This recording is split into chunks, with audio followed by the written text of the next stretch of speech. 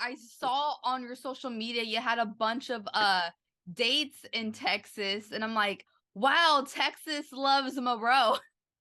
They do. It's like weird.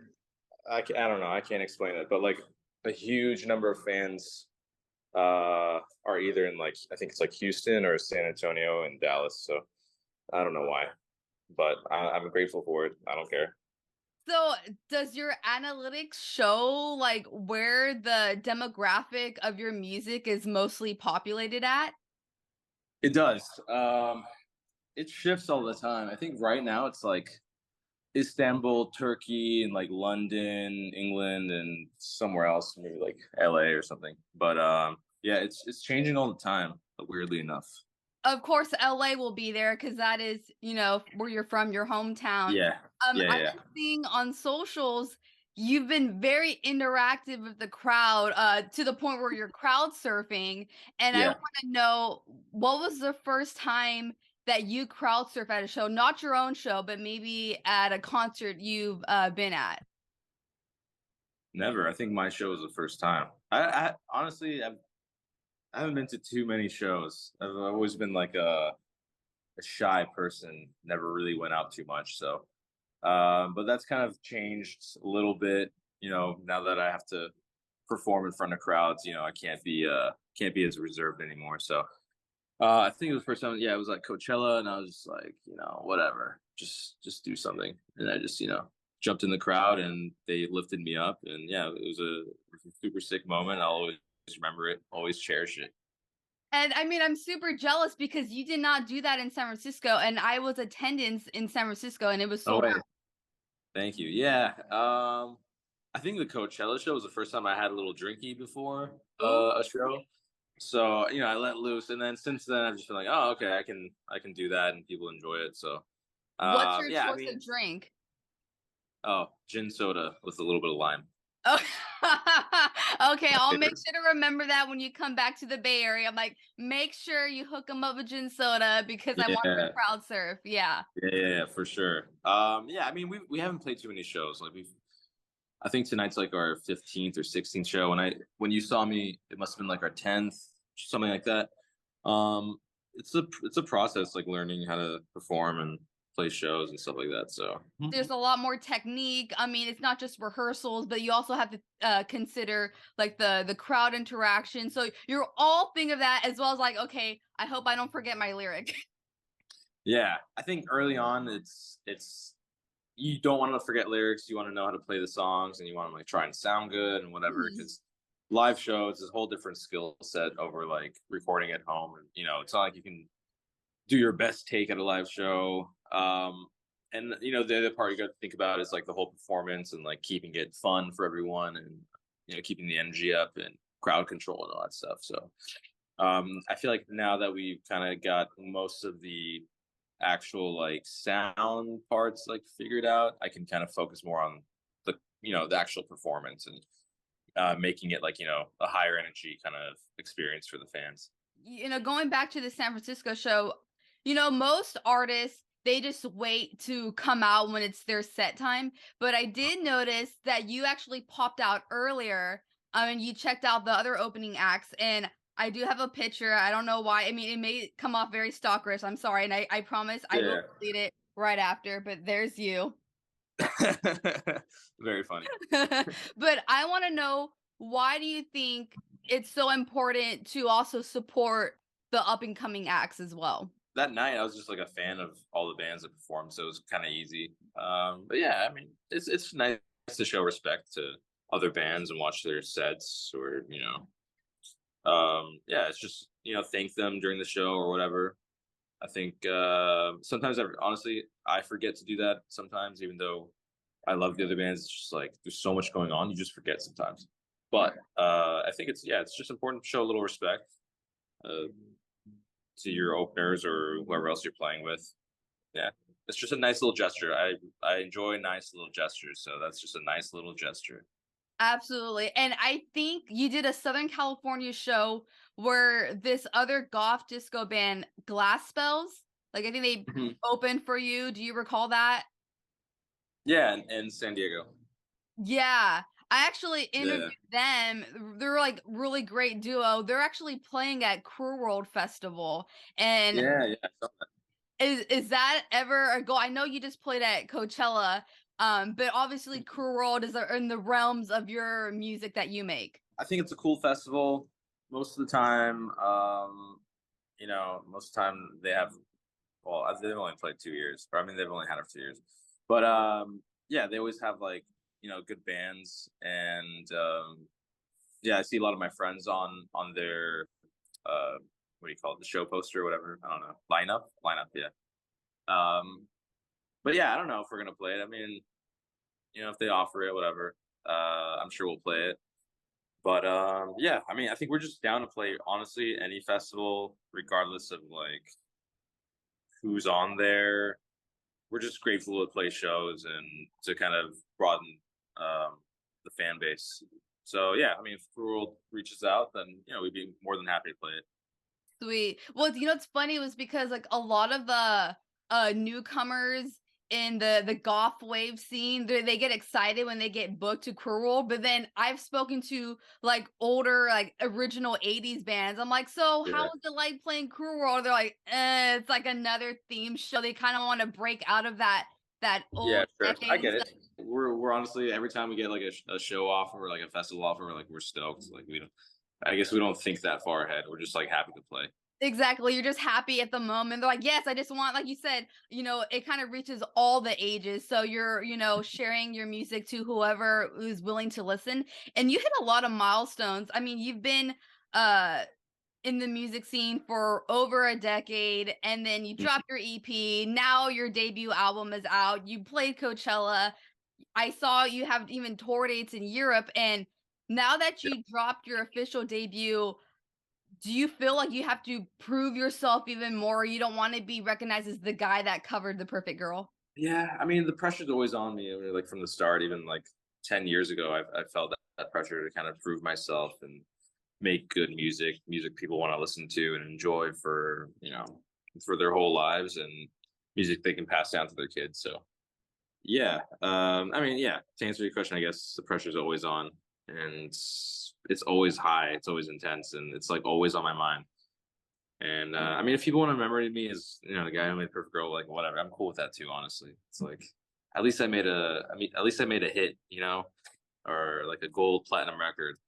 Um, yeah, it's like yeah, it's all good. I think how you approach a the strategy way, it was really clever because you're like, hey, I'm gonna drop a song from The Cure. Everyone knows who The Cure is, but you may not know the Yeah, song.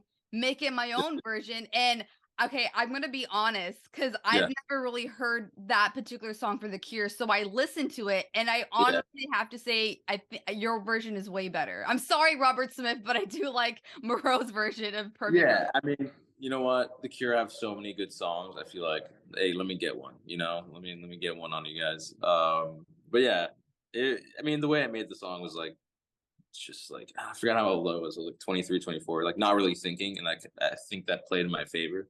Because I didn't hear the original song. I was just like looking through Cure lyrics, and I sang the lines over my beat that I had made, and I was just like, oh yeah, this works. And then let's just put it out for visibility. Let's just say Cure cover, whatever. And it didn't work at the time, but I guess it works like 6, 7, 8 years later. So whatever. Thank you for saying that. Thanks for saying that my version is better. But yeah, they have so many good songs. It's like it's not even a competition. It's like they win. Earlier you were talking about how you're kind of a shy person, and I want to know, like, when did that confidence build up? Because you were in a school band. Obviously you're used to playing with other people, but you're playing an instrument. What made you decide, like, hey, I want to be taking in the forefront of my performances, be more of a solo focus act? Honestly, it's so hard to collaborate with people when it comes to writing music for me that it had to go down this way. I had to be like a solo act. Like I can't even. Maybe in the future with my friends, I can have another project where it's like a more of a band feel. But yeah, I just like having control of everything and just having just doing my own thing and having my own expression. And yeah, I don't know when that happened. It was never like a plan. It kind of just happened. Mostly because I didn't have any friends who listened to the same music that I did. So yeah, I kind of had no choice but to do a solo thing. I was never really a band guy, honestly. I played in like middle school in a little middle school band. Um, but outside of that, I didn't play in any other bands. So I was gonna say maybe you could reunite deep fried caviar. wow, this is like a Nardwuar type of experience. I was like, you Yeah, don't know how deep dive I will go on social media. yeah. And I your mean, social security number is, I'm just kidding, not that far. yeah, I mean, if you can get it, I wouldn't even be mad. I'd just be impressed. Yeah, deep fried caviar. Yeah, I just went to one of the members' weddings, so I don't know what happened to the other two guys, but there's four of us. But yeah, one of them I still keep in contact with, and he's like a great childhood friend of mine. Oh, awesome. Yeah, I know. I have a friend that I've been friends with her since over a decade, to the point where I think we're just like married. That's how you know Yeah, it's a good friendship. It feels like a marriage. But let's talk about your music videos. I love the very neo noir, very cinematic. I know that you also took I'm gonna say film class, even though sometimes you weren't really present. But yeah. because of that background, do you think that influenced the creative approach of the music videos? God, I don't even know like where I've said these things before. Yeah, you must have like looked up every single interview or something. I don't know what you did, but yeah, no, I was a film major in college, and that kind of, to be honest, I never cared too much about film. I just wanted to do like music. And so I had to like pick a major that was kind of similar to music. It was like arts related. But I couldn't play any instruments or anything like at a top level. So I never like, try to be like a musician or like go to school for actual music. I kind of went to like the lazy route, which is like, yeah, whatever is close to music. So I was never good in film school. It was like film theory. It was all like papers and stuff.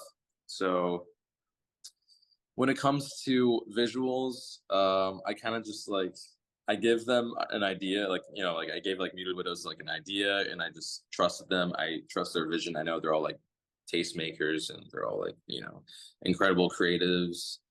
So I kind of just trusted them with a vision, and then they just ran with it and like made everything exactly how I envisioned.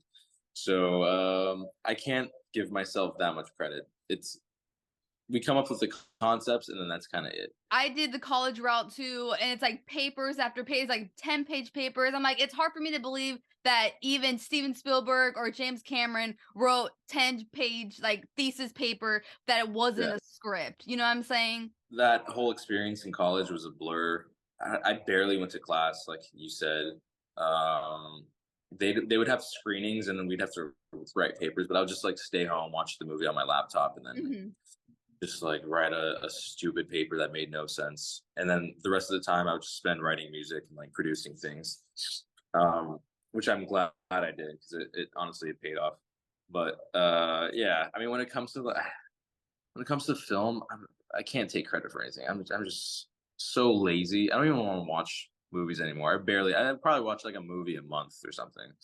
I go Um, to more concerts than I go to the movie theaters, but it's funny because like there are fan videos of your version of The Perfect Girl, and then I think my favorite one was someone did the scene from I think it's American Psycho with Christian Bale where he's just like strolling, he's listening to music and it's The Perfect Girl.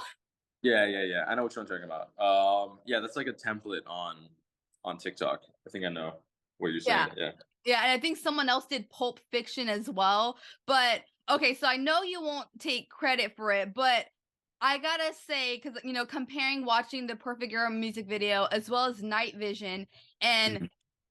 I want to know because in Perfect Girl, obviously there's the drag queen Violet, and then in Night Vision you see this exotic dancer with a Yeah. metal prosthetic leg, and do you feel that with the music videos you want to be inclusive with different representations of what the new form of beauty is? I think it's just cool to have different people, like not like total, like no, not like conventional characters in videos, especially for my music videos. Like I don't want everything to be conventional. Like one kind of comment I get on YouTube all the time is like, oh, it would have been better if, you know, you had like a hot girl or something, for like the perfect girl or whatever. And it's just like, all right, if we just put like just like your very stereotypical like beautiful woman and just like made it about that, like that would be so boring and it wouldn't say anything, and like you know, you wouldn't even have to like think about it. So it's just like those. So I guess what I'm trying to say is like we kind of gravitate towards, you know, atypical people, I guess. And that's how I gravitate. You know, I don't have like normie, quote unquote, normie friends. Um, so yeah, I think the videos are just like a reflection of that. It's just like, yeah, I just gravitate towards like different kind of like weird people. I'm looking forward to checking out newer music videos as they come along in the future.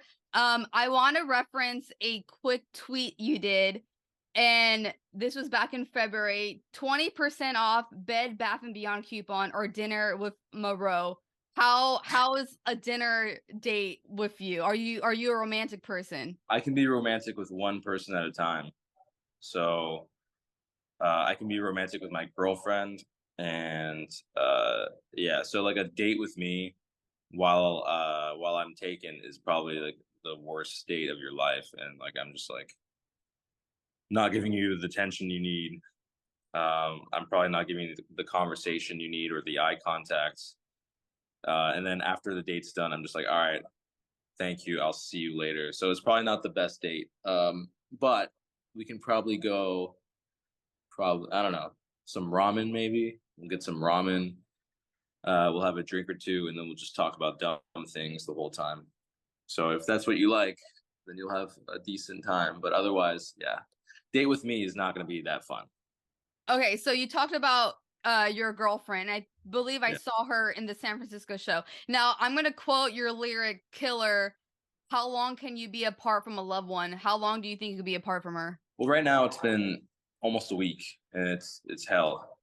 Um, Oh, what I'm flying her out next week to meet me in Brooklyn, and then we're gonna spend like the next week together on the tour. So yeah, I don't know.